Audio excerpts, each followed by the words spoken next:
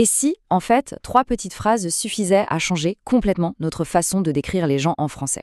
Ça paraît simple, hein, mais c'est un outil vraiment puissant et c'est ça qu'on va décortiquer ensemble.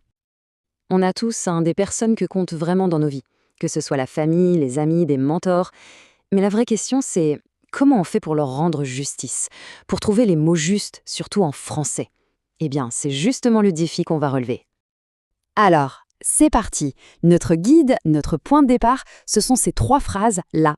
À première vue, elles ont l'air toutes simples, mais croyez-moi, elles contiennent absolument tout ce dont on a besoin. On va les décortiquer ensemble pour voir ce qu'elles cachent.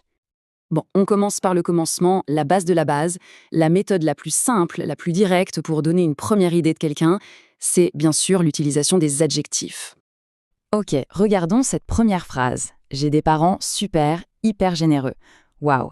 En juste quelques mots, l'image est là, elle est super claire, non? On ressent l'admiration, la chaleur, c'est simple, c'est direct, mais qu'est-ce que ça en dit long? En fait, la force de cette phrase, c'est sa simplicité. C'est tout bête, on a le sujet, j'ai, on dit de qui on parle, des parents, et paf, on colle directement des qualités dessus. Et le super, hyper, ça vient juste booster le tout, renforcer l'impact. C'est vraiment la technique la plus directe qui soit. Allez, on passe au niveau supérieur, parce qu'une description, ça prend vraiment vie quand on commence à raconter ce que la personne a fait. C'est là qu'on va parler de ses actions. Ici, avec cette deuxième phrase, on change complètement de registre. Ça va plus loin, ça raconte carrément une histoire. On a des faits concrets, des étapes de vie. Ils ont été documentaristes et puis ils ont monté des boutiques. On voit le parcours, le mouvement. C'est beaucoup plus dynamique, ça dessine une trajectoire. Et l'outil magique, pour faire ça, c'est quoi? C'est le passé composé. Il faut vraiment l'imaginer comme une sorte de chronologie, une ligne de temps. Ils ont été documentaristes. Hop, c'est un point sur la ligne. Ils ont monté des boutiques. Hop, un autre point. Le passé composé, ça ancre la description dans des actions concrètes, des choses qui sont faites et terminées. Et on arrive à la dernière étape, la touche finale, et peut-être la plus subtile. Parce que parfois, on ne veut pas juste faire une liste d'actions. On veut aller plus loin. On veut essayer de capturer l'essence même d'une personne.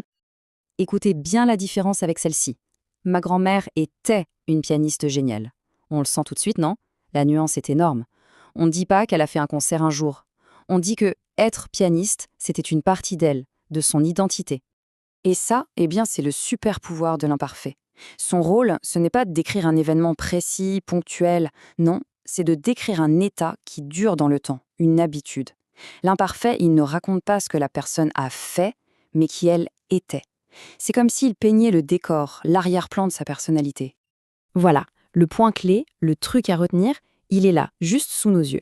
D'un côté, le passé composé, c'est l'action, ce qu'ils ont fait. De l'autre, l'imparfait, c'est l'être, qui elle était. C'est toute la différence entre, disons, une photo d'action, un cliché sur le vif, et un portrait posé qui cherche à capturer l'âme. Donc si on résume tout ça, on se retrouve avec une super boîte à outils. Avec ces 3 approches, on a tout ce qu'il faut pour faire des descriptions vraiment riches et variées en français. Alors récapitulons. On veut une description rapide, efficace, on prend les adjectifs. On veut raconter une histoire, un parcours, on sort le passé composé. Et si on veut peindre un portrait, capturer l'essence de la personne, là, c'est l'imparfait. On a vraiment 3 niveaux de profondeur, 3 outils à choisir selon ce qu'on veut dire. Et maintenant, la question se pose. Si on devait choisir une personne de son entourage et la décrire en une seule phrase, quelle technique on utiliserait? Est-ce qu'on choisirait un adjectif percutant, une action qui définit son parcours, ou une description avec l'imparfait pour capturer qui elle était ou qui elle est au fond? C'est un super exercice pour mettre tout ça en pratique.